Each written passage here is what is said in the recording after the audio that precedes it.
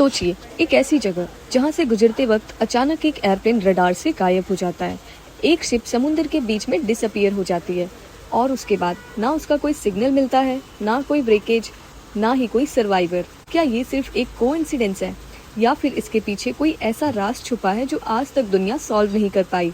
इस जगह का नाम है द बर्मुडा ट्रायंगल। एक ऐसी मिस्टीरियस जगह जिसे दुनिया के सबसे डेंजरस प्लेस में से एक माना जाता है।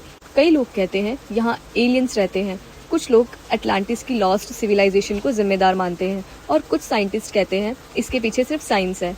लेकिन सच क्या है? आज हम जानेंगे बर्मुडा ट्रायंगल की पूरी हिस्ट्री, सबसे फेमस डिसअपीयरेंस, साइंटिफिक एक्सप्लेनेशन और वो थियरीज जो इस मिस्ट्री को और भी इंटरेस्टिंग बना देती है। बर्मुडा ट्रायंगल आखिर है क्या? ये ऐसी कोई चीज है या फिर एक ऐसा कोई ट्रायंगल है? क्या ये समुद्र के अंदर बना हुआ कोई ट्रायंगल शेप का होल है?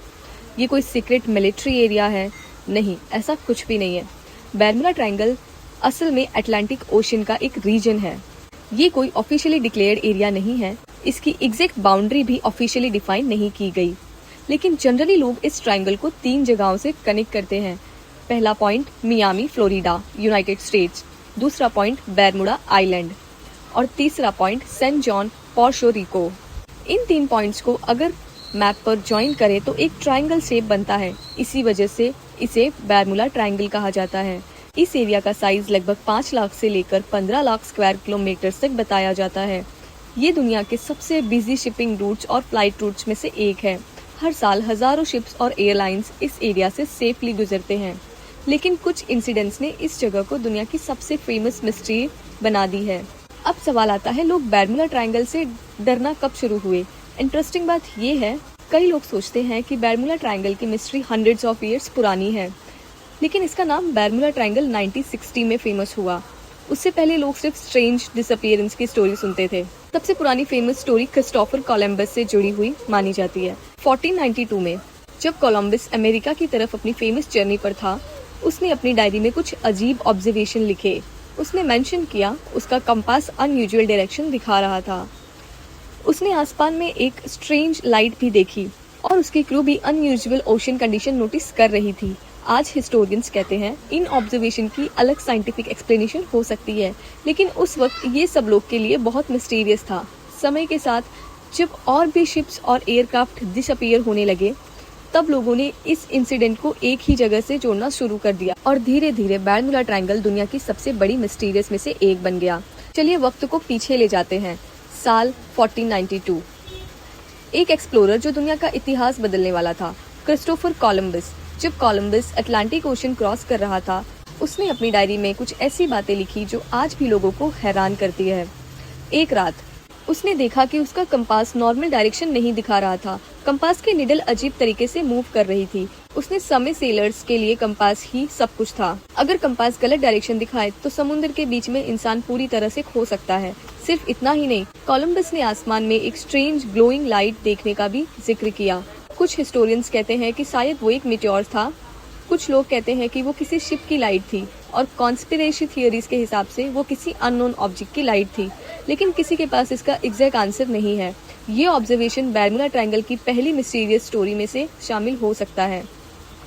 लेकिन असली मिस्ट्री की शुरुआत होती है 5 दिसंबर 1949 को।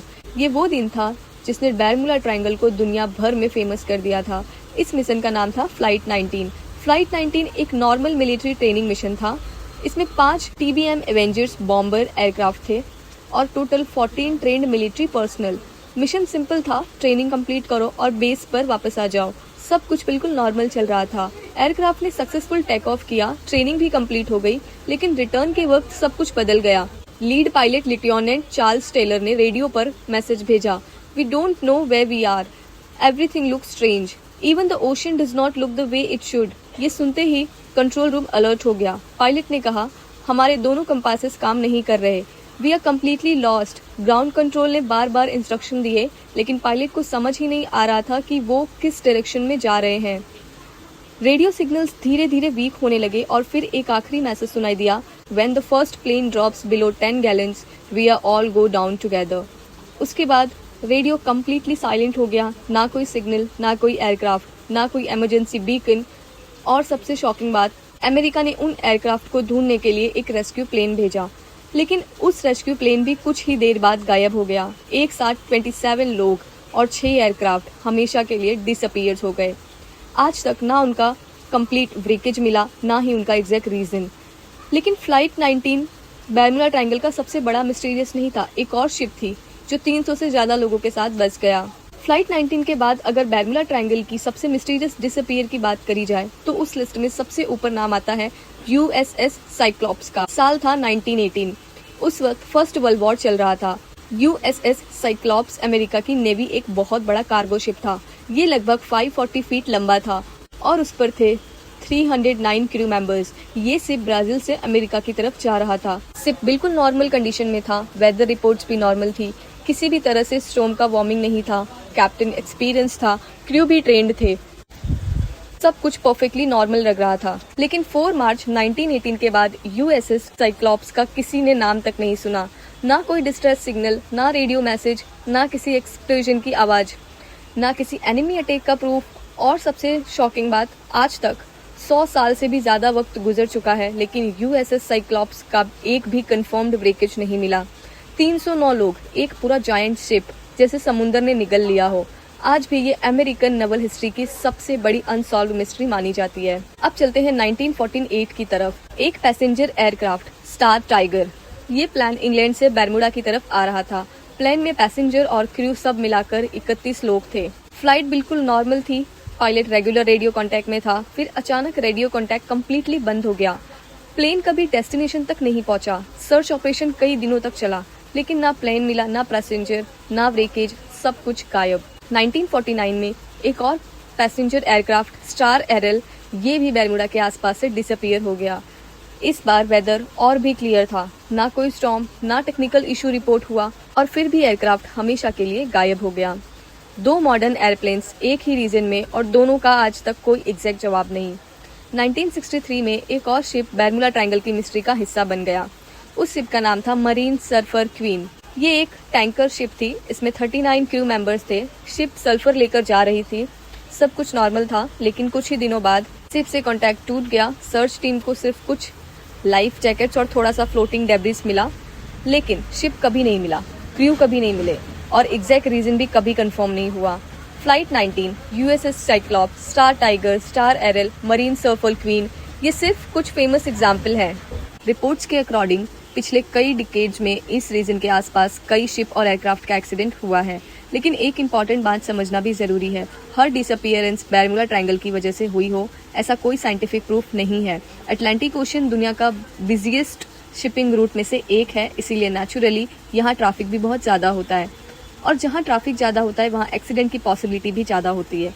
लेकिन कुछ इंसिडेंट्स ऐसे हैं जिनका एक्सप्लेनेशन आज भी एक्सपर्ट्स के पास नहीं है और इसी वजह से मिस्ट्री और भी ज्यादा गहरी होती चली गई है। जब भी बर्मुडा ट्रायंगल की बात होती है सबसे पहली थियरी जो लोगों के दिमाग में आती है वो है एलियंस। कई लोग बिलीव करते हैं कि बर्मुडा ट्रायंगल के नीचे या उसके आसपास एलियंस का सीक्रेट बेस मौजूद है। उनका कहना है कि जब भी कोई शिप या एयरप्लेन इस एरिया से आसपास आता है एलियंस उसे अपनी एडवांस टेक्नोलॉजी से डिसअपीयर कर देते हैं। इस थियरी को सपोर्ट करने वाले लोग कई इंसिडेंट्स का जिक्र करते हैं, जैसे पायलट्स ने कभी कभी स्ट्रेंज ग्लोइंग लाइट्स देखने की रिपोर्ट्स दी है। कुछ सेलर्स ने आसमान में अननोन फ्लाइंग ऑब्जेक्ट देखने के क्लेम किया है और कुछ लोग ने अनयूजुअल रेडियो इंटरफेरेंस की रिपोर्ट की। इसी वजह से लोगों ने सोचा शायद यहाँ ये सब एलियन की टेक्नोलॉजीज हो। लेकिन अब तक ना कोई यूएफओ का साइंटिफिक प्रूफ मिला है, ना किसी एलियन बेस का एविडेंस। साइंटिफिक कम्युनिटी के हिसाब से ये थियरी इंटरेस्टिंग जरूर है लेकिन इससे सपोर्ट करने के लिए कोई वेरीफाइड एविडेंस नहीं है। यानी ये थियरी मिस्ट्री को भी एग्जिस्टिंग बनाती है लेकिन फैक्ट्स के हिसाब से ये सिर्फ एक स्पेकुलेशन है। क्या आपने अटलांटिक का नाम सुना है? कई पुरानी स्टोरीज का अकॉर्डिंग अटलांटिक एक बहुत एडवांस सिविलाइजेशन थी जिसके पास मॉडर्न टेक्नोलॉजीज थी लेकिन एक दिन वो पूरी सिविलाइजेशन समुद्र के अंदर डूब गई। अब कुछ रिसर्चर्स और कॉन्स्पिरेशन थियरिस्ट बिलीव करते हैं कि अटलांटिस का र्यून आज भी बर्मुडा ट्रायंगल के नीचे मौजूद है। अब उन र्यून में कोई पावरफुल एनर्जी सोर्स या क्रिस्टल टेक्नोलॉजी है जो शिप के नेविगेशन सिस्टम और एयरक्राफ्ट के इंस्ट्रूमेंट्स को डिस्टर्ब करती है। सुनने में ये थियरी किसी हॉलीवुड मूवी जैसी लगती है और इसी वजह से ये दुनिया भर में बहुत फेमस है। लेकिन आज तक अटलांटिस के एग्जिस्टेंस का कोई साइंटिफिक प्रूफ नहीं मिला। ओशियन रिसर्चर्स ने भी बर्मुडा ट्रायंगल के नीचे अटलांटिस जैसे कोई सिटी कंफर्म नहीं किया है, इसीलिए ये थियरी भी सिर्फ एक फैसिनेटिंग लीजेंड बनी हुई है। अब बात करते हैं सबसे मिस्टीरियस थियरी की, टाइम रैप यानी टाइम ट्रैवल। कई लोगों का मानना है कि बर्मुडा ट्रायंगल में एक इनविजिबल पोर्टल या वार्म होल है, जहां से गुजरते वक्त शिप और एयरप्लेन्स किसी दूसरे डायमेंशन में चले जाते हैं। कुछ पायलट्स ने क्लेम किया कि उन्होंने अनविजुअल क्लाउड्स देखे, कुछ लोगों ने कहा उनकी वॉचेस गलत टाइम दिखाने लगी, और कुछ लोगों ने रिपोर्ट किया कि उनकी जर्नी एक्सपेक्टेड टाइम से बहुत कम या बहुत ज्यादा ड्यूरेशन में कंप्लीट हुई। इसी वजह से टाइम रैप थियरी पॉपुलर हुई, लेकिन फिजिक्स के हिसाब से ऐसा नेचुरल पोर्टल का कोई एविडेंस नहीं मिला। साइंटिस्ट कहते हैं ये रिपोर्ट या तो मिसअंडरस्टैंडिंग है या अनयूजुअल वेदर कंडीशन का रिजल्ट। अब आते हैं सबसे रियलिस्टिक थियरी में, मैग्नेटिक एनॉमली। आप सबने कंपास देखा होगा, कंपास हमेशा नॉर्थ डायरेक्शन दिखाता है, लेकिन अर्थ का मैग्नेटिक फील्ड है हर जगह बिल्कुल सेम नहीं होता। कुछ लोकेशन पर मैग्नेटिक वेरिएशन नेचुरली होती है, इसीलिए बर्मुडा ट्रायंगल के आसपास भी कुछ एरियाज में मैग्नेटिक वेरिएशन ऑब्जर्व की गई है।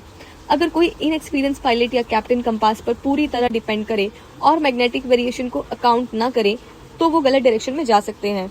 इसी वजह से कुछ एक्सपर्ट मानते हैं कि पुराने जमाने में नेविगेशन मिस्टेक कोई एक्सीडेंट की वजह से बनी होगी, लेकिन मॉडर्न जीपीएस टेक्नोलॉजी के आने के बाद ये प्रॉब्लम काफी हद तक सॉल्व हो चुकी है। तो बर्मुडा ट्रायंगल की मिस्ट्री सिर्फ एलियंस, अटलांटिस या मैग्नेटिक फील्ड तक ही सीमित नहीं है, या फिर इसके पीछे कुछ और भी साइंटिफिक रीजन है, जैसे 100 फीट से भी बड़ी rock wave, powerful hurricanes, methane gas explosion और सिंपल ह्यूमन एरर्स। अब तक हमने बर्मुडा ट्रायंगल से जुड़ी कई मिस्टीरियस थियरी देखी, एलियंस, अटलांटिस, टाइम पोर्टल और मैग्नेटिक एनॉमलीज, लेकिन अब वक्त था साइंस की बात करने का। साइंटिस्ट कहते हैं कि बर्मुडा ट्रायंगल कोई सुपरनैचुरल जगह नहीं है, ये अटलांटिक ओशन का एक नॉर्मल रीजन है, लेकिन इस एरिया की जियोग्राफी और वेदर कंडीशन बहुत अनप्रिडिक्टेबल है और इसी वजह से एक्सीडेंट्स होने की पॉसिबिलिटी बढ़ जाती है। यहाँ एक ही दिन में वेदर कंप्लीट चेंज हो सकता है, 1 मिनट पहले आसमान बिल्कुल साफ हो और कुछ ही देर बाद पावरफुल स्टॉर्म शुरू हो जाए। अगर उस वक्त कोई छोटा एयरक्राफ्ट या शिप इस एरिया में हो तो सिचुएशन बहुत डेंजरस बन सकती है। अब बात करते हैं रॉन्च वेव्स की। आपने नॉर्मल समुद्री लहरों को तो देखा ही होगा, लेकिन रॉन्च वेव्स बिल्कुल अलग होती है। ये अचानक बनती है और इनकी हाइट 80 से 100 फीट या उससे भी ज्यादा हो सकती है। इमेजिन करिए एक 10 स्टोरी बिल्डिंग जितनी ऊंची वेव सीधा एक शिप से टकरा जाए। कई रिसर्चर्स बिलीव करते हैं बर्मुडा ट्रायंगल के आसपास ओशन करंट्स और स्टॉर्म्स की वजह से ऐसी जाइंट वेव्स बन सकती है। अगर कोई मीडियम या स्मॉल शिप इसके सामने आ जाए तो कुछ ही सेकंड्स में वो समुद्र के अंदर समा जाती है, और अगर वेदर भी खराब हो तो रेस्क्यू ऑपरेशन और भी डिफिकल्ट हो जाता है। बर्मुडा ट्रायंगल एक ऐसे रीजन में है जहाँ अटलांटिक ह्यूरिकेन्स बहुत कॉमन है। हर साल जून से नवंबर के बीच में कोई पावरफुल स्टॉर्म्स इन एरिया से गुजरते हैं। इन स्टॉर्म की स्पीड 200 किलोमीटर पर आवर से भी ज्यादा हो सकती है। पावरफुल विंड्स, हैवी रेंज और जाइंट वेव्स, ये सब मिलकर किसी भी शिप या एयरक्राफ्ट के लिए डेंजर सिचुएशन क्रिएट कर सकते हैं। पुराने जमाने में जब वेदर फोरकास्टिंग इतनी एडवांस नहीं थी, तब कई एक्सीडेंट्स इसी वजह से हुए होंगे। एक और इंटरेस्टिंग साइंटिफिक थियरी है मीथेन गैस थियरी। साइंटिस्ट ने ओशन फ्लोर पर मीथेन हाइड्रेट के डिपॉजिट डिस्कवर किए हैं। कुछ रिसर्चर्स का मानना है अगर किसी रीजन से ये मीथेन गैस अचानक से रिलीज हो तो पानी की डेंसिटी कम हो सकती है और इस शिप के नीचे ये गैस रिलीज हो वो शिप अपनी ब्योयेंसी लॉस करके बहुत तेजी से डूब सकती है। इसी तरह अगर मीथेन गैस हवा में ज्यादा क्वांटिटी में जाए तो एयरक्राफ्ट इंजन्स पर भी इफेक्ट पड़ सकता है, लेकिन इस थियरी को बर्मुडा ट्रायंगल का एक्सीडेंट से डायरेक्ट कनेक्ट करने का कोई कंक्लूसिव प्रूफ अभी तक नहीं मिला। यानी ये एक पॉसिबल एक्सप्लेनेशन है, लेकिन ये फाइनल आंसर नहीं है। एक्सपर्ट के हिसाब से सबसे बड़ा रीजन ह्यूमन एरर है। अटलांटिक ओशन दुनिया के बिजिएस्ट सी में से एक है। हर दिन हंड्रेड्स ऑफ शिप और एयरक्राफ्ट इस एरिया से गुजरते हैं। जितना ज़्यादा ट्रैफिक होगा उतना ही ज़्यादा एक्सीडेंट होने की पॉसिबिलिटीज़ भी होती है। कभी नेविगेशन मिस्टेक, कभी फ्यूल कैंसलेशन, कभी फ्यूल कैलकुलेशन एरर, कभी कम्युनिकेशन फेलियर और कभी वेदर को अंडर एस्टिमेट करना, ये सब एक्सीडेंट का रीजन बन सकते हैं। आज भी दुनिया भर के एविएशन एक्सपर्ट्स ह्यूमन एरर को सबसे कॉमन कॉज मानते हैं।